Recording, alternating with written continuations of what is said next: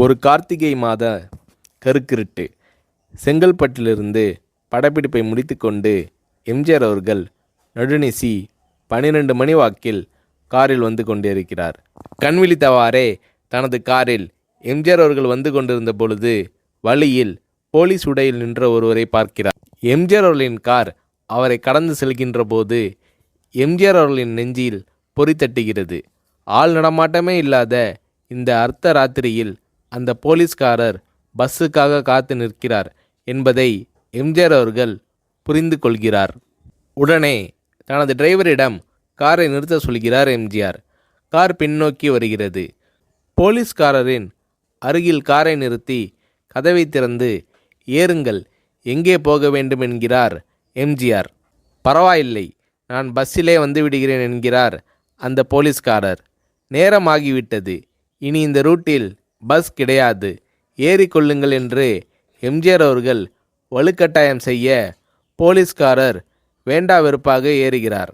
காரின் உள்ளே லைட் போட்டு சாப்பிட்டீங்களா என்று கேட்டுக்கொண்டே தனது சீட்டுக்கு பின்னால் இருந்த பிஸ்கெட் பழங்களை எடுத்து கொடுக்கிறார் எம்ஜிஆர்.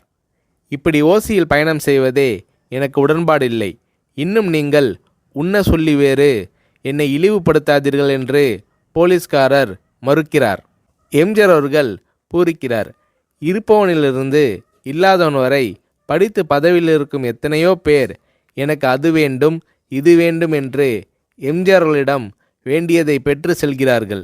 ஆனால் சாதாரண பொறுப்பில் இருக்கும் இந்த போலீஸ்காரரின் நேர்மை எம்ஜிஆர் அவர்களை மெய்சிலிர்க்க வைத்துவிட்டது. எம்ஜிஆர் அவர்களின் கார் கத தூரத்தில் வந்து கொண்டிருந்தாலும் காரின் நிறத்தையும் ஒளியையும் மனம் கமலும் ஓடிக்கான் வாசனையையும் வைத்து இது எம்ஜிஆர் அவர்களின் கார் என்றும் கார் சென்ற தடத்தை தொட்டு வணங்குகின்ற அளவுக்கு புகழுடன் திகழ்ந்த நேரம் அது. அரை மணி நேரம் கார் சென்று கொண்டிருக்கிறது. ஆனால் அதுவரை எம்ஜிஆர் அவர்களை பற்றி பெரிதாக போற்றி புகழ்ந்து பேசாமல் அந்த போலீஸ்காரர் வந்ததே புரட்சித் தலைவர் எம்ஜிஆர் அவர்களுக்கு அந்த போலீஸ்காரர் மீது மரியாதையை கூடுதலாக்கியது. நான் தான் எம்ஜிஆர் என்கிறார் எம்ஜிஆர்.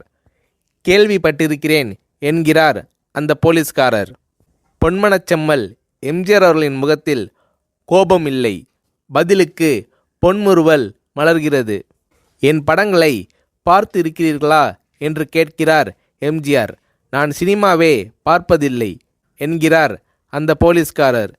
புரட்சித் தலைவர் எம்ஜிஆர் அவர்கள் இன்னும் பிரமிக்கிறார். இப்போது கார் சத்தத்தை தவிர ஒரே நிசப்தம். போலீஸ்காரர் தனது வீட்டிற்கு 1/2 கிலோமீட்டர் தூரத்திற்கு முன்பே காரை நிறுத்த சொல்லி இங்கேயே இறங்கிக் கொள்கிறேன் என்கிறார். ஏன், நீங்கள் குறிப்பிட்ட அந்த விலாசம் இன்னும் 1/2 கிலோமீட்டர் தூரம் இருக்கிறதே என்கிறார் எம்ஜிஆர். சாதாரண போலீஸ் உத்தியோகத்தில் இருக்கும் நான் காரில் வந்து இறங்கினால் என் வீட்டிற்கு அருகில் உள்ளவர்கள் என்னை தவறாக நினைத்து கொள்வார்கள். இதுவரை இப்படி நான் யார் காரிலும் ஓசியில் வந்து பழக்கமில்லை. நீங்கள் இவ்வளவு தூரம் செய்த உதவிக்கு நன்றி என்கிறார் அந்த போலீஸ்காரர். புரட்சித் தலைவர் எம்ஜிஆர் அவர்கள் அதற்கு மேல் எதுவும் பேசவில்லை. அவர் எந்த போலீஸ் ஸ்டேஷனில் பணிபுரிகிறார் என்பதை மட்டும் கேட்டு தெரிந்து கொண்டு கிளம்புகிறார். அடுத்த நாள் செங்கல்பட்டு போலீஸ் ஸ்டேஷனுக்கு ஃபோன் செய்து நான் எம்ஜிஆர் பேசுகிறேன் என்கிறார் எம்ஜிஆர். ஃபோனை எடுத்த டிஎஸ்பி உதறலோடும் உற்சாகத்தோடும் தலைவரே வணக்கம் என்கிறார்.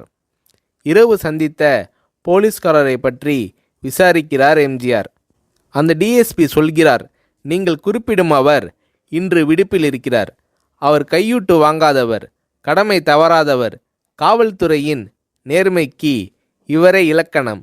வெற்றிலை பாக்கு, பீடி, சிகரெட் போன்ற போதை வஸ்துக்கள், நாடகம், சினிமா போன்ற பொழுதுபோக்கு அம்சங்களையெல்லாம் இவர் அறியாதவர்.